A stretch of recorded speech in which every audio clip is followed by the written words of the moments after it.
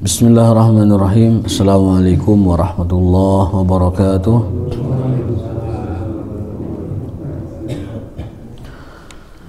Innal hamdalillah wassalatu wassalamu ala Rasulillah wa ala alihi wa ashabihi wa man walah, amma ba'du. Allahumma subhanaka la ilma lana illa ma 'allamtana wa 'allimna ma yanfa'una wa zidna ilman. Rabbana atina fid dunya hasanah wa fil akhirati hasanah wa qina adzabannar. Amin ya rabbal alamin. Bapak sekalian yang dimuliakan Allah Subhanahu wa taala, kita hari ini akan membahas tentang kitab Zadul Ma'ad, yaitu kitab yang berisikan sirah atau sejarah Rasulullah SAW yang sangat terperinci dari awal kelahiran beliau sampai akhir hayat beliau, dari sunnah-sunnah beliau, perjuangan beliau, bahkan dari karakter fisik dan perangai beliau sallallahu alaihi wasallam. Kitab ini adalah 4 jilid sebenarnya, tetapi saya baca ringkasannya. Ringkasannya itu super ringkas karena aslinya itu kitabnya tebal-tebal dan 4 jilid. Ini ringkasannya tipis dan 1 jilid. Jadi ya mudah-mudahan kita dapat mengambil intisari dari beliau. Hari ini kita masuk ke tema nomor 38 ya. Bukan nomor hadis tapi nomor tema ini. Nomor tema nomor 38. Faslun fi tartibi siyaqi hajjihi sallallahu alaihi wasallam ma'al kufari wal munafiqina min haitsu bu'isa ila hinin laqiyallaha azza wa jalla. Kalau kita terjemahkan bab kita kali ini adalah bagaimana perlakuan Rasulullah SAW kepada setiap lapisan masyarakat. Kita tahu di Madinah itu ada berbagai macam lapisan dan kelompok. Ada orang kafir, ada orang munafik, ada orang beriman, dan lain-lain sebagainya. Bagaimana penyikapan beliau terhadap kelompok-kelompok seperti itu? Ya. Tentunya berbeda antara perlakuan beliau kepada satu orang dengan orang lain, satu kelompok dengan yang kelompok lain. Karena memang berbeda juga tingkatan keimanan serta penerimaan mereka kepada risalah Rasulullah sallallahu alaihi wasallam. Awwalu ma uhiya ilaihi rabbuhu tabaraka wa ta'ala an yaqra'a bismi rabbihil ladzi khalaq. Pertama-tama Rasulullah sallallahu alaihi wasallam diperintahkan oleh Allah taala untuk membaca. Kita umat Islam adalah umat membaca sebenarnya. Nahnu ummatul Islam ummatu iqra. Karena Rasulullah pertama kali kewajibannya adalah membaca, iqra. Artinya apa? Mencari ilmu. Sehingga tidak heran kalau Allah SWT menjanjikan bagi orang yang menuntut ilmu diangkat derajatnya. Yarfa'illahu alladhina amanu yarfa'illahu alladhina amanu minkum walladhina utul ilma darajat. Allah akan meninggikan derajat orang-orang yang beriman di antara kalian dan berilmu. Ada keberkahan dari menuntut ilmu. Allah angkat derajatnya dan juga Allah mudahkan urusan-urusannya. Lebih dari itu, Allah SWT di dalam surat Al-Alaq ini perintah pertama Allah kepada makhluknya, kepada hambanya, kepada rasulnya, yaitu iqra, bacalah. Apa yang dibaca? Bismi rabbikal ladzi khalaq. Baca tentang Tuhanmu, tentang semesta ini, dan tentang segala hal yang berkenaan dengan tugasnya di dunia. Itu perintah Allah kepada rasulnya, yaitu membaca, menuntut ilmu. Wa talabul ilmi fardhu ala kulli muslim. Menuntut ilmu adalah kewajiban bagi setiap muslim. Fardhu. Artinya fardhu itu kalau tidak ditunaikan berdosa. Talabul ilmi, menuntut ilmu itu adalah fardu. Kalau fardu tidak ditunaikan, dosa. Itulah mengapa Nabi menyebutnya talabul ilmi itu tidak dengan sebutan lain kecuali dengan kalimat fardu. Itu artinya kalau tidak menuntut ilmu jatuhnya kepada dosa. Adapun faidah dan keutamaan orang menuntut ilmu, sebagaimana dalam sebuah hadis Rasulullah SAW bersabda, orang yang menuntut ilmu, Allah akan berikan dia 4 jaminan atau 4 kelebihan. Yang pertama, Allah akan berikan dia ketenangan dalam hidupnya. Majtama'a qaumun fi baitin min buyutillah yatluna kitaballah wa yatadarasunahu illa nazalat alaihimus sakinah. Orang yang berkumpul bertolabul ilmi seperti kita ini, nazalat alaihimus sakinah. Allah pasti akan turunkan ketentraman, ketenangan dalam hatinya, baik di majelisnya maupun di luar. Ada ketenangan karena dia dibimbing oleh agama, karena dia mendapat keberkahan dari belajar agama. Yang saya maksud belajar agama, bukan ilmu lain. Ilmu lain mah masing-masing, mangga itu. Itu kebutuhan kita untuk menyempurnakan dan menunjang ya kehidupan kita. Silahkan cari ilmu yang lain. Tapi yang Allah wajibkan, yang Rasulullah sebutkan fardu, itu ilmu agama.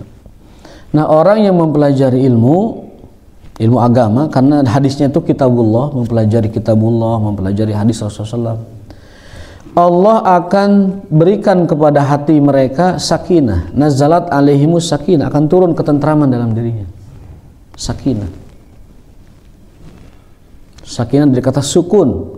Sukun dari kata sakan. Sakan itu dari kata menetap. Menetap, ajag, tumakninah, merenah, sakinah.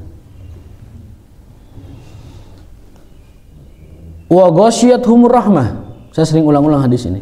Wa ghasya, ghasya itu meliputi, menutupi, menuhi dengan kerahmatan dan kasih sayang Allah Subhanahu wa taala. Orang yang menuntut ilmu akan dinaungi, diliputi dan dipenuhi dengan kasih sayang dan rahmat Allah Subhanahu wa taala. Ghasyatuhumur rahmah. Wa haffathumul malaikah. Yang ketiga, malaikat senantiasa berkerubun meliputi mereka dan mendoakan mereka. Hafat itu kalau kita ada di sebuah acara pernikahan misalkan, atau rapat, atau di gedung ada acara, lalu penuh gedung itu namanya hafat.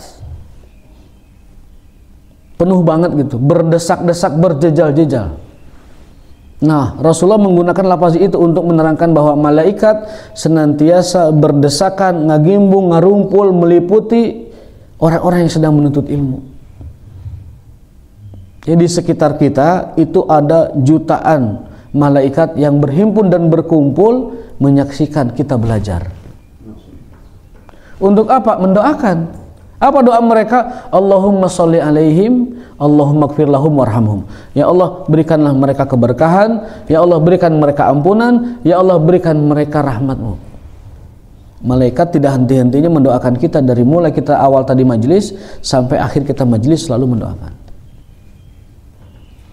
Dan yang terakhir, bagi orang yang menuntut ilmu, wa dzakarahumullahu fi man indah. Ini empat-empatnya ada dalam satu hadis, belum hadis yang lain.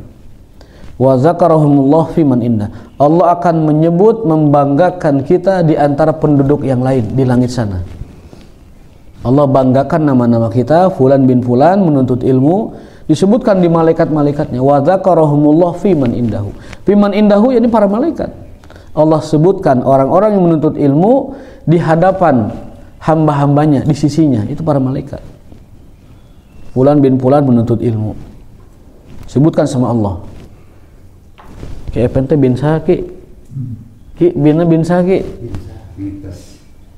Misalkan Epen bin Abdullah, disebutkan ke Allah. Wahai makhlukku, wahai para malaikatku, di bumi sana ada seorang hambaku namanya Epen bin Abdullah sedang menuntut ilmu. Disebutkan namanya bin Adriya. Allah sebutkan nama-nama kita, wa dzakarahumullah fi man indah. Allah sebutkan nama-nama kita di penduduk langit sana dan membanggakannya.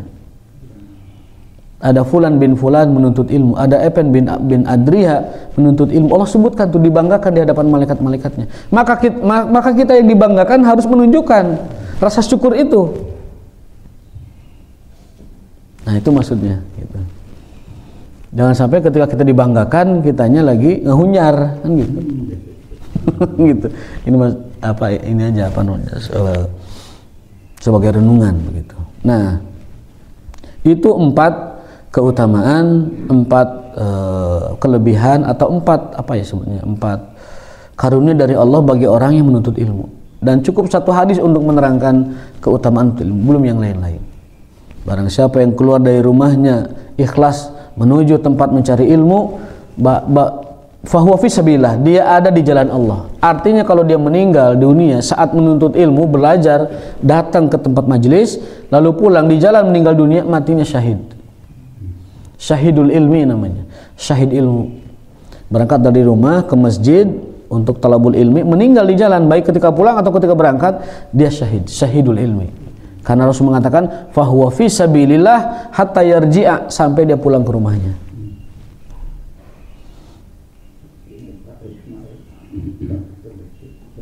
Tapi memang ikhlas menuntut ilmu ke rumahnya. Lalu di dalam hadis yang lain Rasulullah memotivasi, idza ataitum, kalau kalian mendapati atau melihat raudhatan min riyadil jannah, taman-taman surga, farta'u, maka mampirlah. Kata Rasulullah, jika kalian melihat taman surga, mampirlah. Maksudnya menjadi ilmu. Ya, ilmu. Lalu sahabat bertanya, ya Rasulullah, apa itu taman surga? Memang ada surga di dunia, taman surga. Rasul menjawab, hilaqud dzikir, majelis-majelis ilmu. Kalau Rasul bersabda, kalau kalian melihat ada taman surga, mampirlah.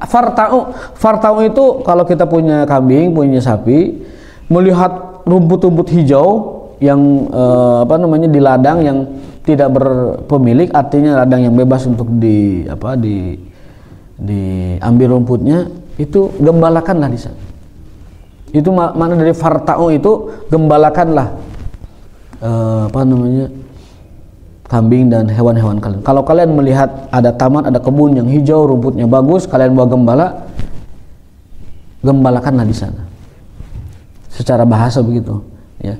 Farta'u itu. Nah, ini di dalam hadis ini maksudnya jika kalian melihat taman-taman surga yang indah, yang penuh dengan segala macam pesona, maka mampirlah. Kita terjemahkannya mampirlah. Singgahlah di situ. Ambillah manfaatnya dan nikmatilah situasi dan suasana yang ada di taman tersebut. Jadi sekali lagi, perintah Rasulullah SAW yang diterima dari Allah Ta'ala yaitu Iqra, bacalah. Bacalah tentang Tuhanmu, gali tauhid dan ma'rifatullah sedalam-dalamnya. Lalu bacalah tentang semesta ma khalaq yang diciptakannya, digali juga. Hakikat manusia, bagaimana Allah menciptakan kerumitan dan kompleksitas yang ada dalam diri manusia, supaya jadi ilmu dan pelajaran bagi kita. Keteraturan dan ketertiban alam semesta yang luar biasa rumit dan kompleksnya ini menunjukkan satu kesimpulan bahwa penciptanya pasti satu, ya. Semesta ini keruwetan dan kompleksitasnya itu dalil bahwa penciptanya pasti satu. Kalau penciptanya banyak, akan ruwet. Kan Allah berfirman, andaikan bumi langit ini Tuhannya banyak, lafasadata, pasti hancur ini bumi langit ini. Banyak hayang. Cek Tuhan iyo teh, cek Tuhan pencipta kieu, cek Tuhan pemberi rezeki kieu, cek Tuhan penghancur kieu. Tilu-tiluna pasaya moal beres bumi langit. Cek Tuhan laut kieu, cek Tuhan gunung kieu, cek Tuhan udara, cek Tuhan air, moal beres-beres. Maka Al-Quran menegaskan, andai bumi langit ini Tuhannya banyak, pasti hancur. Gitu. Laukana fihi ma'alihatun lafasadata. Itu ayatnya begitu. Maka keteraturan ini menunjukkan bahwa penciptanya pasti satu. Itu perintah pertama, Rasulullah disuruh oleh Allah untuk membaca itu. Membaca tentang Tuhan dulu, baca tentang Allah Subhanahu wa Ta'ala, supaya ada rasa pengagungan dan pentakziman, pensucian yang besar dari beliau kepada Allah Subhanahu wa Ta'ala. Lalu turunlah ayat kedua, ya ayyuhal muddathir, surat kedua, ya. Rasul diberikan perintah untuk mengingatkan saudara-saudaranya dulu yang dekat-dekat. Tunaikan tahajud, perbanyak zikir, bacalah Quran dengan tartil. Surat Muzammil, ya. Surat kedua kan surat Muzammil. Apa isi Muzammil? Ya ayyuhal muzammil qumil laila illa qalila. Tunaikan tahajud supaya imanmu kuat. Kumil laila illa qalila nisfahu aw inqus min awjid ayatul. Kemudian bacalah Quran dengan tartil. Kemarin kita bahas tuh di halal bihalalnya. Baca Quran itu enggak sembarangan, harus tartil. Tartil itu hukumnya kena, makhrajnya kena, tajwidnya kena, itu tartil. Masalah lagu dan langgam itu nomor 2. Yang penting makhrajnya benar, kha di mana, ha di mana, ra di mana, sa, sya-nya di mana. Lalu hukumnya, mana hamas yang ada hembusannya, mana yang tidak ada hembusannya. Lalu yang ketiga itu tajwidnya. Itu perintah Allah di surat kedua. Tahajudlah kamu hai Muhammad, banyakin sholat malam supaya kuat imannya. Lalu bacalah Quran dengan tartil, waratil Qur'ana tartila. Kemudian zikirlah sebanyak-banyaknya. Wadhkurisma rabbika wa tabattal ilaihi tabtila. Nah, Al-Muzammil ini adalah perintah Allah kepada Nabi Muhammad agar mempersiapkan diri dan memperkuat diri supaya nanti siap dan kuat mengemban risalah. Ibnu Qayyim menuturkan ini sebelum membahas tentang bagaimana Rasulullah memperlakukan orang-orang Madinah yang berbeda-beda itu. Ada munafikin, ada kufar, ada orang muslim dan sebagainya.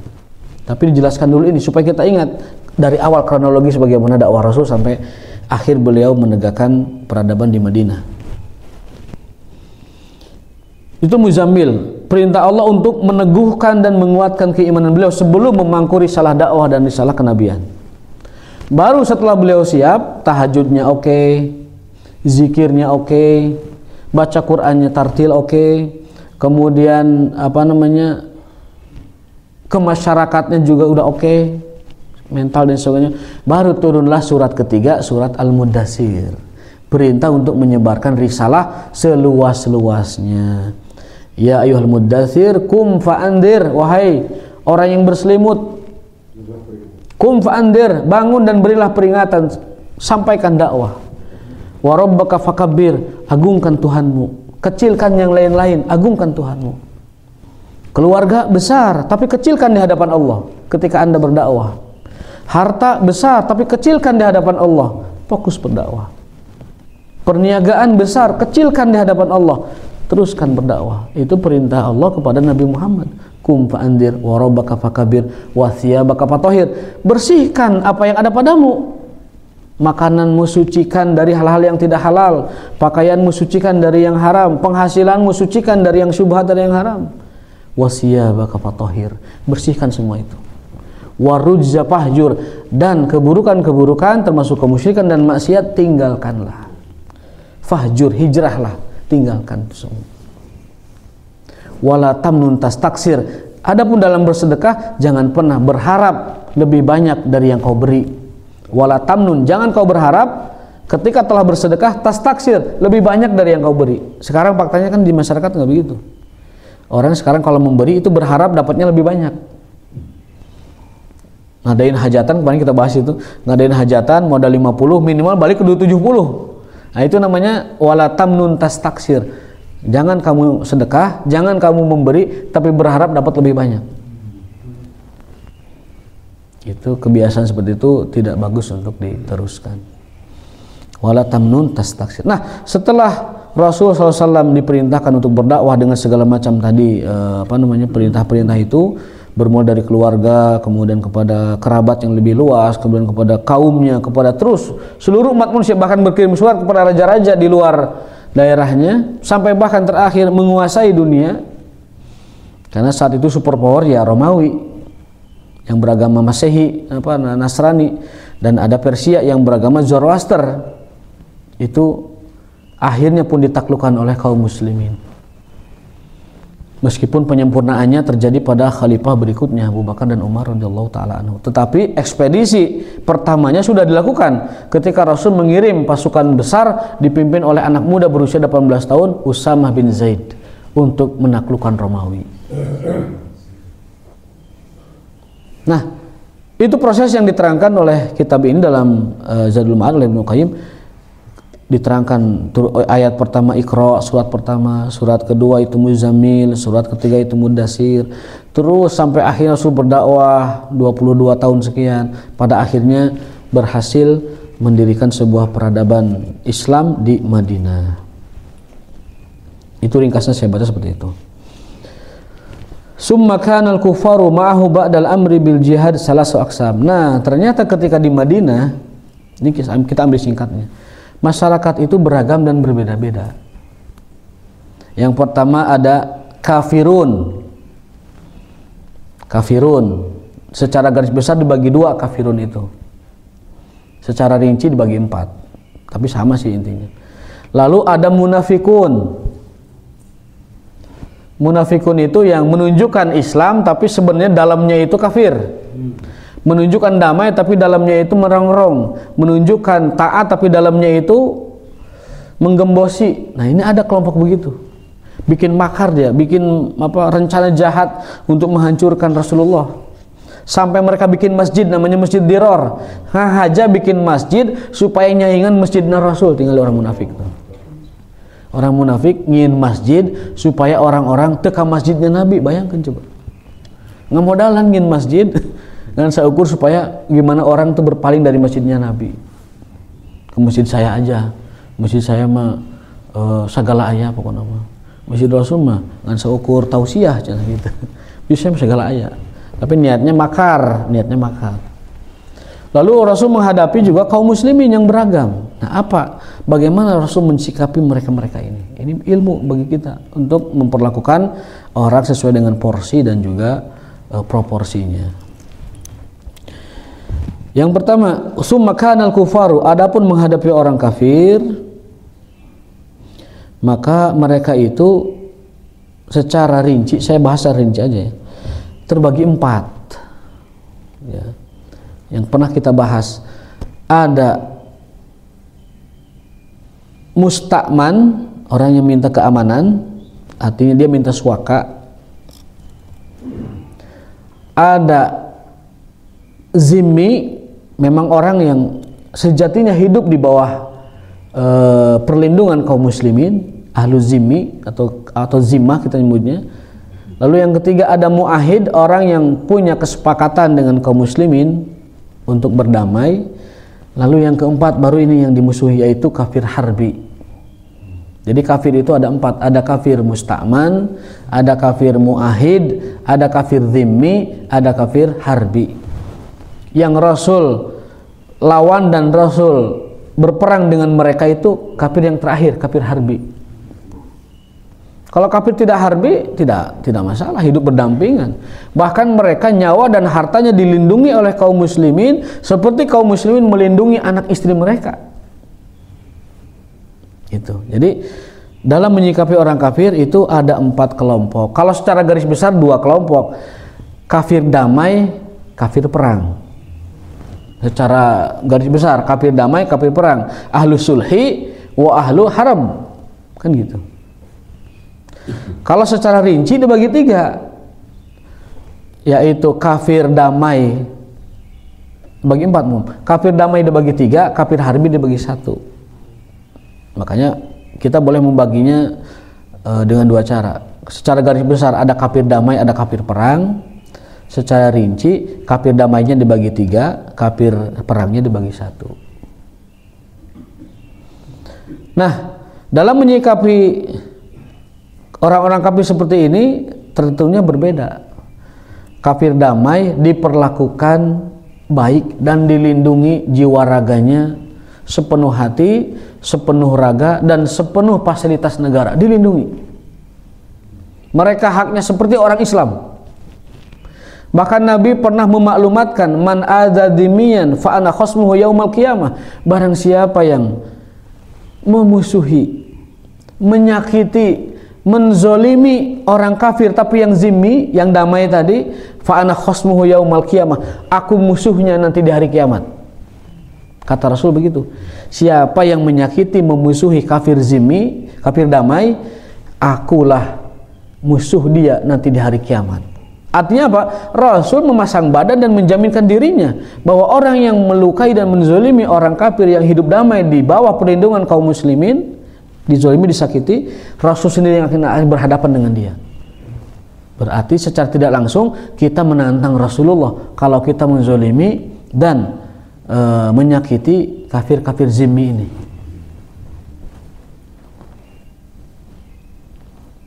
Sekali lagi, mereka dapat perlindungan seperti kaum muslimin dapat perlindungan. Jiwa, harta, keluarga, raga, nyawa mereka dilindungi oleh Islam, ya, sebagaimana orang Islam dilindungi. Bedanya sedikit saja, satu aja bedanya. Kalau orang Islam itu tidak bayar jizyah, kalau orang kafir, kompensasi dari perlindungan itu bayar jizyah. Dan jizyah itu tidak mahal, hanya 1 dirham, 120.000. Setahun teu mayarna naon deui geus. Moal aya segala rupa pujak-pajak sarupani nukar itu tidak ada, udah 1 kali bayar aja 150.000. Tos all in. Lebih kecil dari zakat. Jauh banget lebih kecil. Zakat itu 2,5%. Jizyah itu hanya 1 dirham. Secara angka mah itu teh sebenarnya tidak berguna. Tidak berguna. Tapi itu bentuk bahwa mereka itu karena kemusyrikan dan kekafirannya rendah di hadapan agama Allah. Karena ayatnya begitu. Illa ayyutul jizyata wa hum shagirun.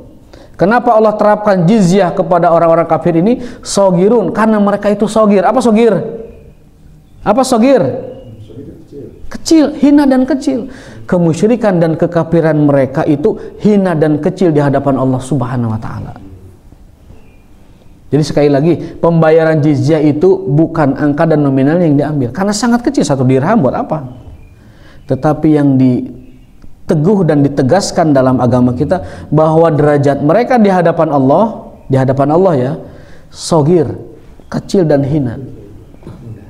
Kemusyrikan dan kekafiran itu hina dan kecil di hadapan Allah, lemah di hadapan Allah. Maka dia kan, ya, kalau orang Islam bayar zakat, kan nggak diminta zakat kan, maka bentuk partisipasi dia kepada negara. Kalau bahasa politisnya begitu, partisipasi kepada negara. Tapi kalau lihat ayatnya, ila ayyutul jizyata wa hum shagirun. Allah ingin menegaskan bahwa kekafiran dan kemusyrikannya, meskipun dia damai, itu adalah lemah dan hina di hadapan Allah Subhanahu wa taala. Karena orang sekarang ada bilang itu bentuk penindasan kepada non-muslim katanya. Penindasannya bukan dari kaum muslimin, tapi Allah sendiri yang menyatakan bahwa mereka itu hina dan kecil karena kekafiran dan kemusyrikannya. Supaya mereka berpikir, oh, kenapa saya dikenai jizyah 1 dirham?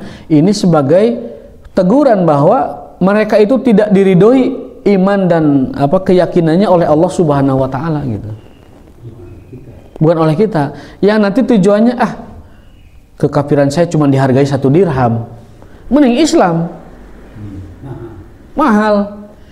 Kemusyrikan saya menyembah Tuhan-Tuhan selain Allah, menyatakan bahwa Allah itu punya anak, menyatakan bahwa Allah itu 3 dalam 1, menyatakan bahwa Allah itu adalah segala macam lah. Itu ternyata cuma dihargai 1 dirham. Hina sekali. Maka mendingan masuk Islam. Dan kebanyakan orang-orang zimmi di bawah pemerintahan Muslim, pemerintahan Islam, kebanyakan pada akhirnya masuk Islam. Lihat bentangan pemerintahan Islam dari timur ke barat. Itu dulunya ahlu zimmah masuk Islam. Mungkin merasa dia dirinya direndahkan oleh Allah. Betul. Dan itu memang vibes itu yang harus ada. Mereka direndahkan oleh Allah karena kemusyrikan dan kekafirannya tidak pernah Allah ridhoi. Tetapi hak kewarganegaraan, hak kemanusiaannya oleh pemerintah muslim dihargai, dihormati, bahkan disamakan dengan orang-orang warga muslim yang lain, sama, setara dan seimbang. Mendapat perlindungan jiwa, raga, keluarga dan harta seperti orang muslim mendapatkan. Bahkan pasukan dikerahkan, bahkan darah ditumpahkan, bahkan anggaran diberikan jika memang mereka terancam oleh musuhnya. Itu maksudnya. Jadi negara benar-benar melindungi dan menyamakan mereka seperti warga biasa pada umumnya kalau mereka itu kafir damai. Namun secara agama Allah menyebutkan illa ayatul jizyata wa hum shagirun. Mereka harus merasa rendah dengan kekafiran dan kemusyrikan, bahwa itu adalah keyakinan yang salah. Tapi kan dalam Islam tidak ada paksaan beragama, kan begitu. Jadi secara hukum, secara tataran kemasyarakatan, kenegaraan, tidak ada paksaan dalam agama. Mereka bebas beragama, silakan. Tetapi mereka harus sadar bahwa yang mereka imani dan yakini itu adalah sebuah perbuatan yang salah. Hal sampai Allah pun tidak meridhoi dan menganggap hina keyakinan dan kemusyrikan yang mereka lakukan tersebut.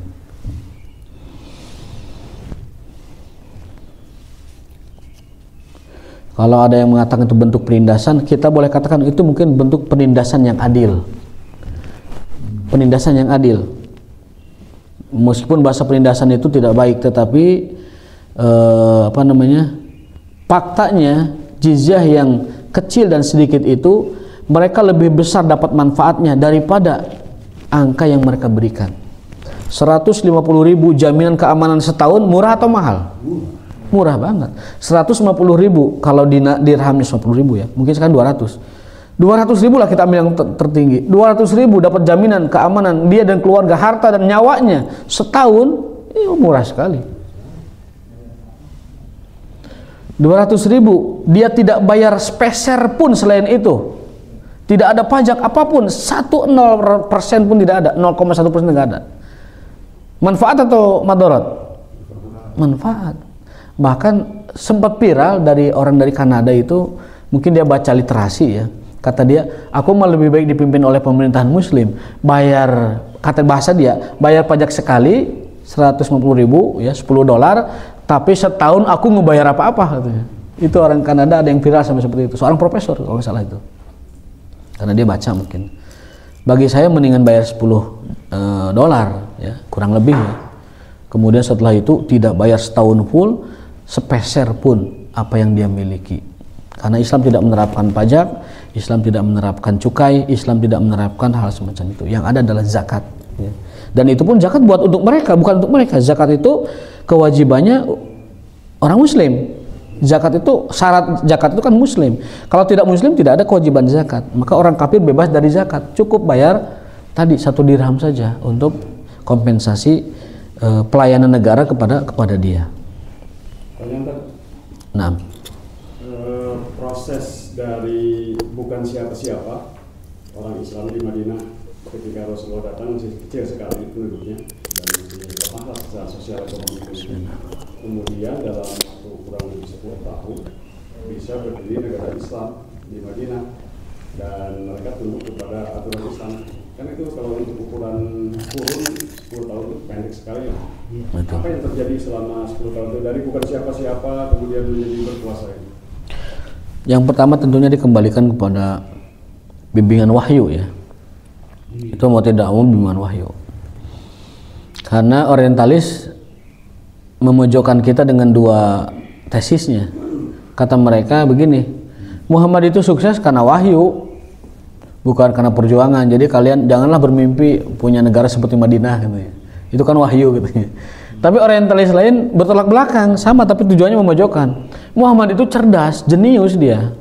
Tidak usah kalian percaya wahyu, udah berjuang aja seperti dia. Nanti juga menang. Jadi Al-Quran tidak dibutuhkan dalam perjuangan. Jadi orientalis itu begitu dia.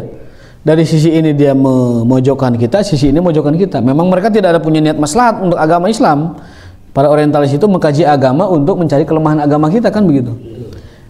Nah, terbagi kepada 2 kelompok. Ini bimbingan wahyu sepenuhnya, tidak perlu ada lagi perjuangan. Yang lain mengatakan enggak, ini kejeniusan Muhammad, tidak perlu ada bimbingan wahyu di sini. Nah, kita sebagai orang yang beriman kepada syariat Rasulullah SAW, beriman kepada Al-Quran, maka kita katakan bahwa yang pertama Rasulullah SAW dapat berhasil, yang pertama adalah tentu bimbingan wahyu dari Allah SWT. Yang kedua, perjuangan beliau yang luar biasa.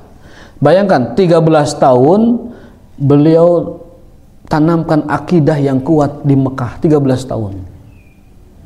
Keimanan, tauhid, meninggalkan syirik, meninggalkan tatayur khurafat dan lain sebagainya, meninggalkan hal-hal yang dapat melemahkan akidah dan iman, menyampingkan hal-hal yang lain kecuali fokus kepada tauhid dulu, 13 tahun.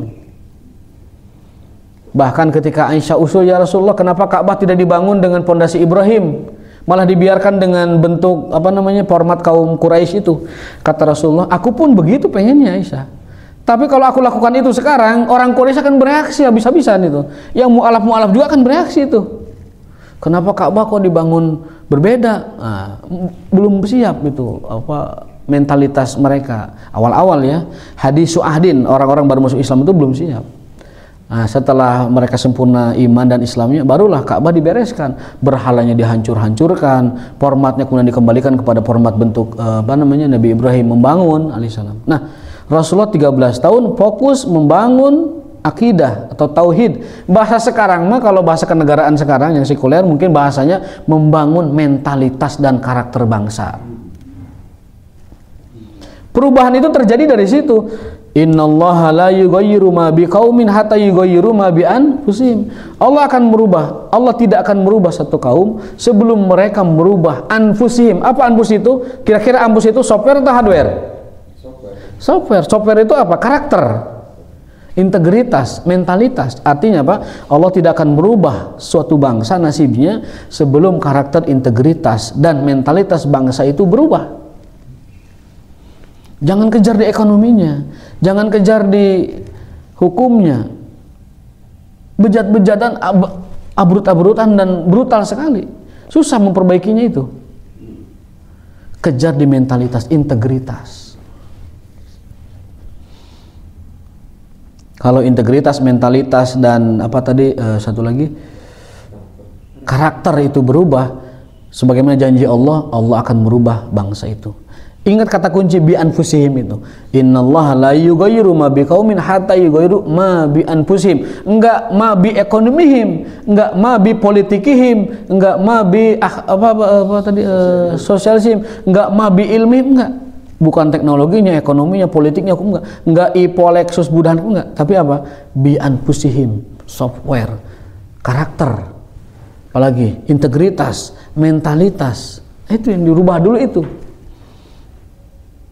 Rasulullah yang pertama kali dilakukan kan merubah itu. Bangsa Quraisy yang sedemikian merekedawang dan burahongna Quraisy dirubah dulu oleh apa? Oleh tauhid, oleh akidah. Oleh dengan yang namanya tidak ada sesuatu apapun yang patut diikuti, ditaati, diibadahi, ditunduki, ditakuti kecuali Allah, itu dulu. Iya, satu hasanah, jelas itu.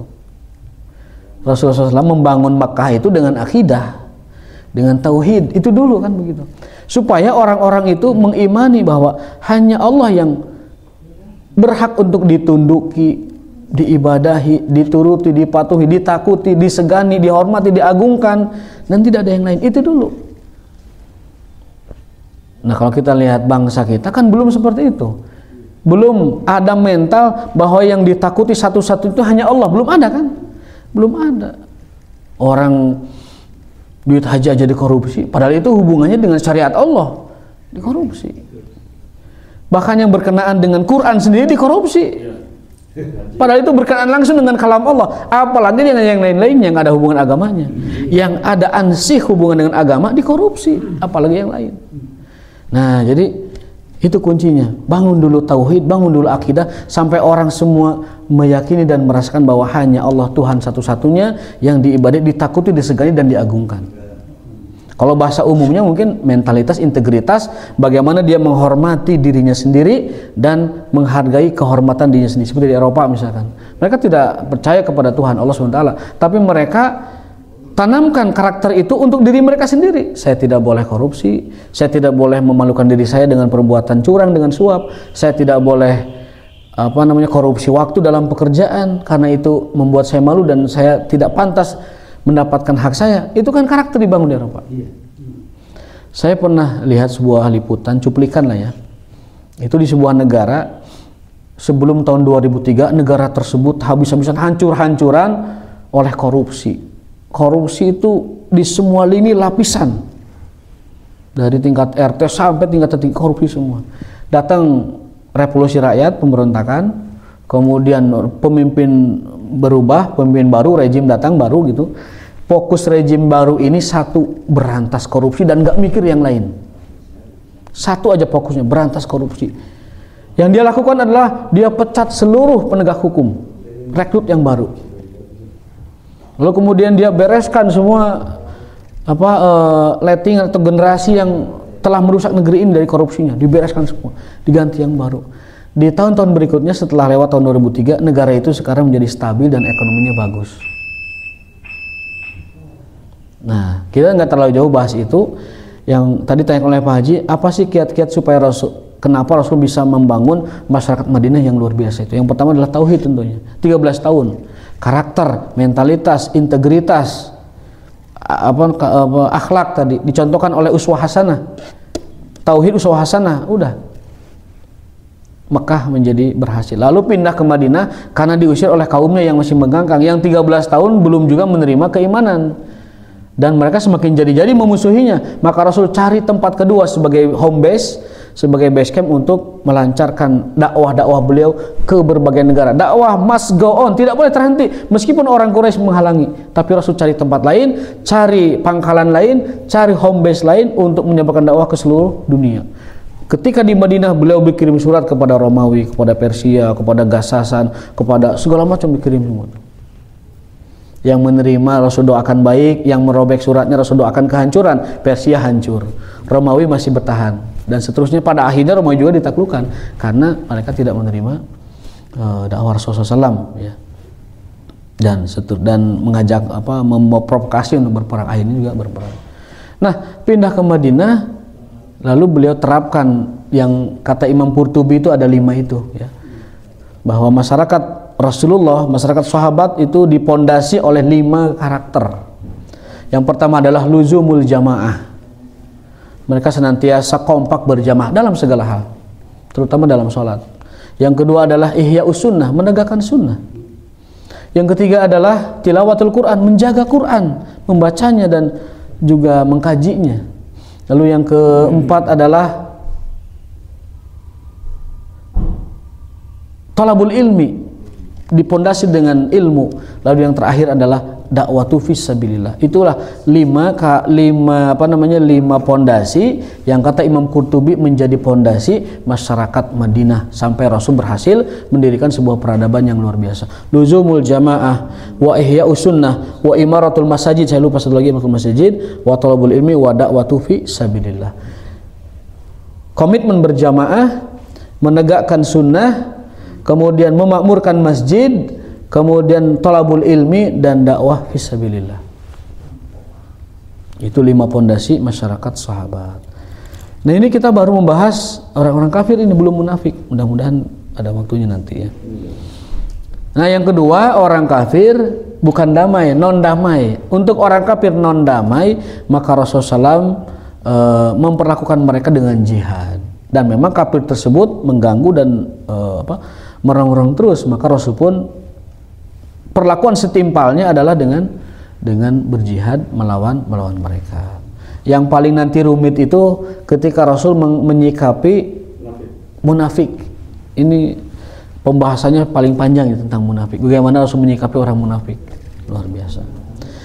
Baik, hadanallahu yakum ajmain wa barakallahu fikum. Mudah-mudahan ada pencerahan bagaimana kita mengambil ibrah dan sirah Rasulullah SAW. Sekurang-kurangnya kita dapat menempatkan diri kita sebenarnya apa yang mesti kita lakukan supaya masyarakat kaum muslimin bisa bangkit dan seperti masyarakat Rasulullah Madinah pada waktu itu. Hadanallahu yakum ajmain. Subhanakallahumma bihamdika asyhadu an la ilaha illa anta astaghfiruka wa atubu ilaik. Wassalamualaikum warahmatullahi wabarakatuh.